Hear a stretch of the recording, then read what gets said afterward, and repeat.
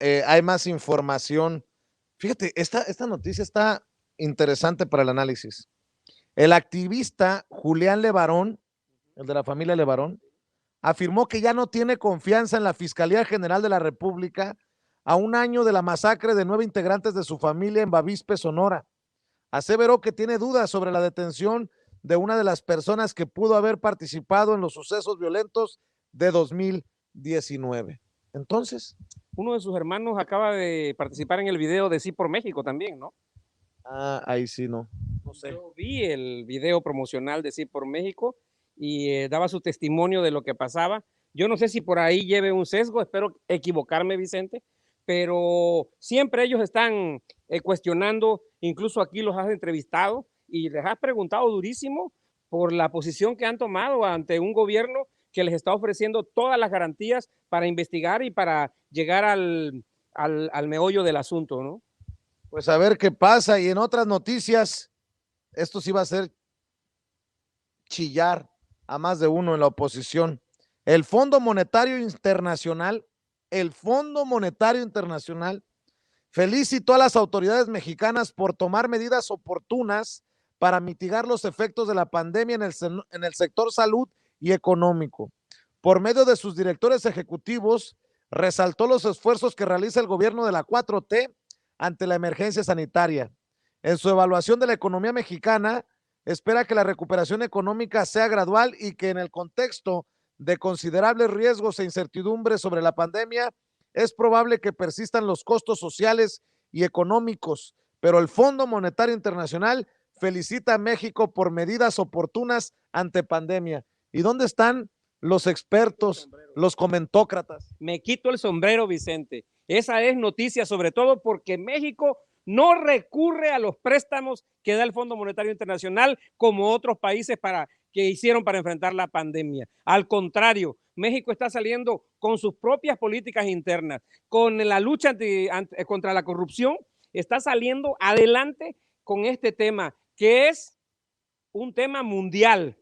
No es el tema que llevó Lili Telles al cetro que le entregó al doctor Gatel, que la llevó a protestar. Es una incomprensión. Van a estar ahorita, dijera tu boca, haciendo chile con la cola. Bueno, ¿qué te parece?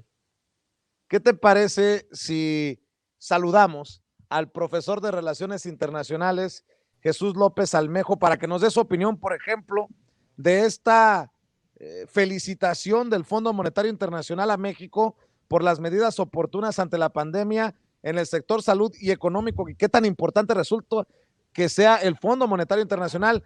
El profesor de Relaciones Internacionales, Jesús López Almejo, ya nos acompaña. Profe, buenas noches. Hola, querido Vicente, ¿qué tal, querido Zené? Muy buenas noches, muy contento de acompañarles y aquí estaba escuchando acerca de esta felicitación que hace el Fondo Monetario Internacional a México por justamente el tema económico en el contexto de la pandemia. Me parece, Vicente, que sí es importante, sobre todo porque la oposición y también la derecha latinoamericana fuera de México ven a Andrés Manuel López Obrador como el presidente de Venezuela del Norte. Y esto te demuestra que al haber un manejo responsable de la economía, al no endeudar al país como lo hicieron la mayor parte de los países en América Latina cuando empezaron a sentir los efectos, sobre todo los países de la derecha latinoamericana, Vicente, como Chile, como Colombia, el mismo Perú, sobreendeudando a sus países para paliar con los préstamos del Fondo Monetario Internacional los efectos negativos de la contracción económica derivadas del confinamiento. Entonces, esto demuestra que, pues, a alguien a quien han denostado y han calificado de populista, pues les da una lección en el plano económico. Vicente, se rodea de la gente correcta para el manejo de la economía. Oye, profe, y de las noticias que llegan desde Estados Unidos, no sin antes dejar claro esto que dice el profe, un populista dando cátedra, ¿no? Básicamente. Bueno, profe, ¿tú te imaginabas que Joe Biden iba a terminar convirtiéndose en el candidato más votado en la historia de Estados Unidos? Y te lo digo porque, pues, no es secreto, un muy mal candidato no puede pasar a los libros de historia o a los récords de esta manera, desde mi perspectiva.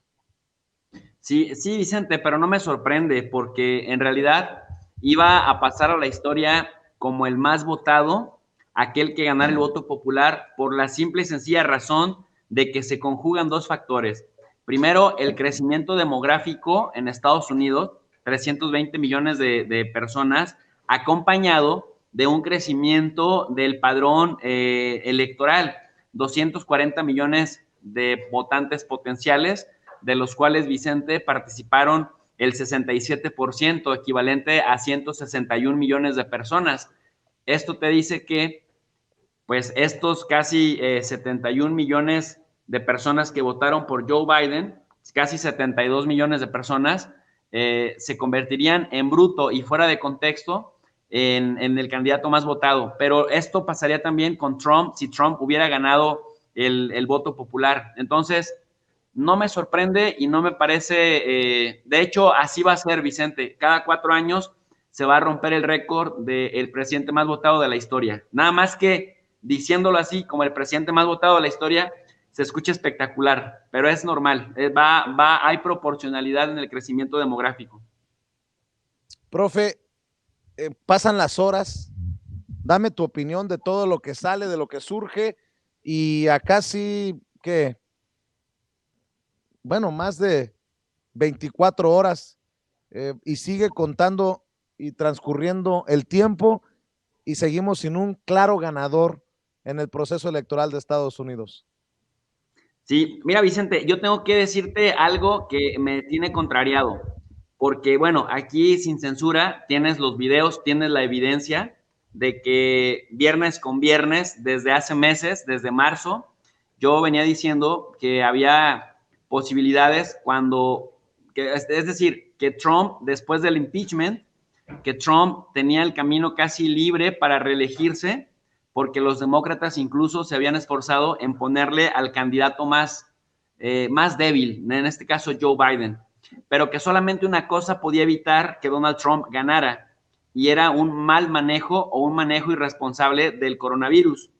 El coronavirus finalmente se convirtió en una pesadilla para Donald Trump porque le tiró abajo, le tiró, Vicente, todos los indicadores, le tiró el tema del gasto público en políticas sociales, le tiró también el endeudamiento del país. Estados Unidos se endeudó, ahora tiene un sobreendeudamiento muy fuerte también, fue de los países que no pudo resistir endeudarse más en el contexto del coronavirus, algo así como lo que quería hacer Alfaro en Jalisco.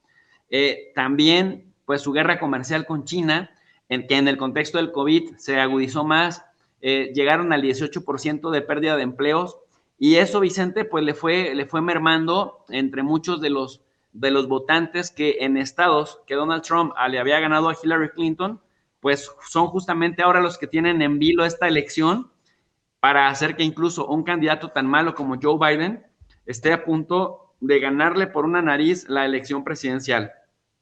¿Y por qué digo que estoy contrariado? Porque en todos estos meses, cuando vimos los efectos del COVID-19, sobre todo en los últimos, ¿te gusta?, de julio para acá, te venía yo leyendo los diferentes escenarios, Vicente, y te decía que los números de Trump en cuanto a la aprobación de su gobierno se parecían más a los de Jimmy Carter y a los de Bush padre, que ya no se habían reelegido. Tú recordarás que yo a veces parecía repetidora cada semana, ¿no? Te decía, híjole, es que los números se parecen más a los de Carter y a los de Bush padre, que ya no se reeligieron, que a los de Reagan, o que a los de Obama, o que a los de Baby Bush, que sí se reeligieron. Y esto, bueno, todavía un día antes de la elección te lo volví a comentar, que todos daban como ganador a Joe Biden. Bueno, ¿en dónde viene mi contrariedad? Yo, por la cuestión del mal manejo que Trump tuvo del COVID-19, yo sí presentía que se le podía ir la reelección de las manos.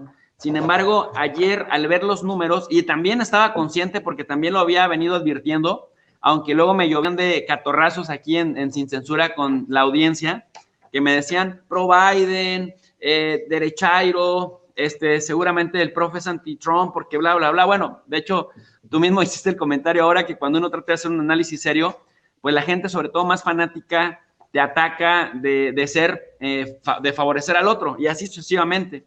Entonces, cuando digo que estoy contrariado es porque yo mismo ya había venido advirtiendo varias veces, y hay varios videos aquí en Sin Censura, que se venía gestando un ambiente, un enrarecimiento del clima político por parte del Partido Republicano y principalmente el presidente Donald Trump, de que pues no iban a reconocer la elección porque había fraude, ¿no? Se había venido alimentando la teoría del fraude y mucha gente está dispuesta a creerla, pues por el tipo de gente que apoya a Biden, pero desde México, desde América Latina. Pero también por otro lado, también señalé que gente como Nancy Pelosi, como el mismo Bernie Sanders, Alexandria Ocasio-Cortez y algunas otras personalidades del Partido Demócrata también advertían sobre los riesgos de que el presidente Trump estuviera enrareciendo el ambiente político, porque por el coronavirus, te lo dije también en la mañana, porque por el coronavirus había la posibilidad de que en un primer momento muchos estados se empezaron a pintar de color rojo, porque los republicanos generalmente tienden a votar en urna el día que les señale el calendario electoral para votar. Pero las otras dos formas, la del voto en urna anticipado y el voto a través del correo postal, es el que tienden a realizar más los demócratas. Por lo tanto, suena ciertamente lógico que si se empiezan a contabilizar los votos que se emitieron ese mismo día y hay un perfil muy marcado de votantes hacia un partido, quienes mayoritariamente van ese día, que se empezara a cargar la balanza hacia ese lado, hacia los republicanos, y que con el transcurso de la noche o de los siguientes días, sobre todo en los estados del Rust Belt, en donde no tienen tanta tecnología para contabilizar de manera expedita, pudiera empezarse a dar una voltereta. Entonces, aquí viene el punto de mi contrariedad. Yo todo esto lo vine diciendo todo el tiempo, desde hace por lo menos 3 o 4 meses, aunque me decían que yo era pro Biden y bla, bla, bla. Tonterías así. Total que ayer en la noche, cuando yo empiezo a ver cómo se mueven los patrones de conducta, yo dije, wow, es que hay hasta 14 puntos porcentuales en Pensilvania, por ejemplo. Hay 14 puntos porcentuales en Pensilvania y ya con el 64% de los votos escrutados.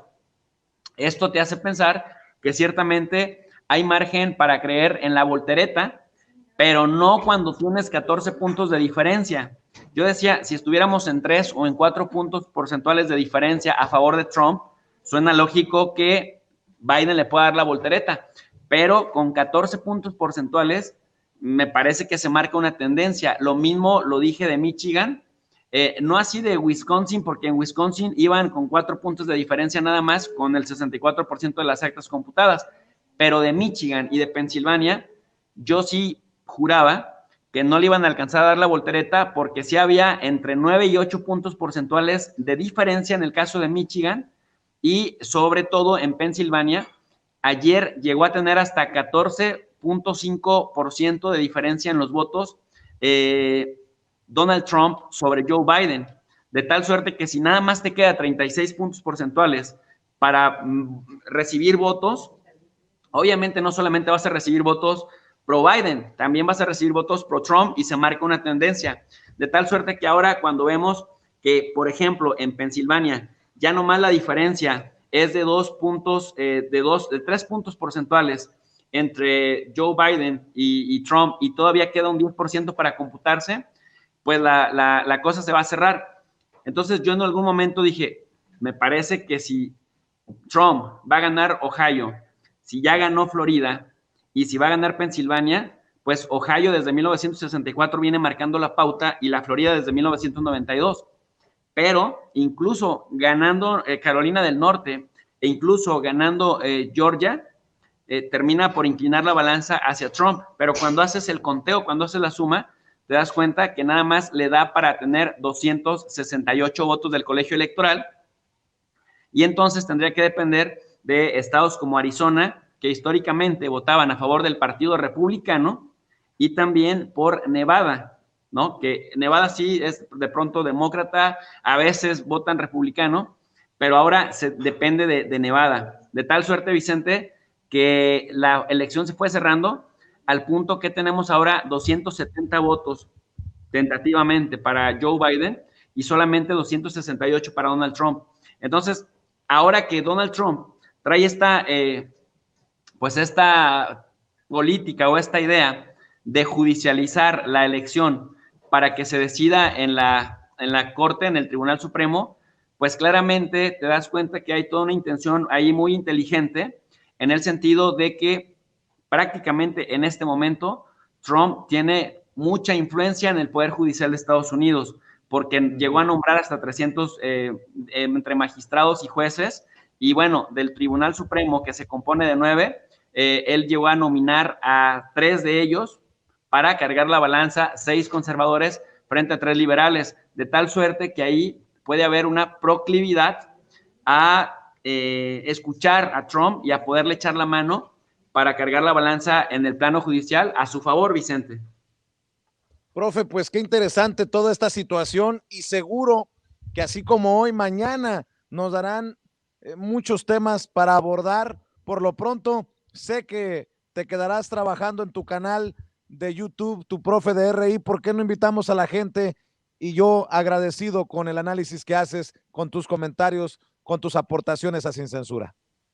Muchas gracias, querido Vicente. Siempre un honor estar del lado de la verdad y siempre un honor estar del lado de la gente que, como tú, hacemos el contrapeso mediático a las opiniones facilonas que dan en medios tradicionales. Invito a la gente de Sin Censura a que se sumen al canal de tu profe de RI. RI significa Relaciones Internacionales, en donde hacemos análisis de geopolítica, de organismos internacionales, y también del análisis de coyuntura, como en este caso las elecciones de Estados Unidos. Suscríbanse al canal y ahí los esperamos, Vicente. Muchas gracias. Te mando un abrazo, profe, que descanses. Buenas noches, buenas noches, querido Zenén. Bye, bye. Gracias. Y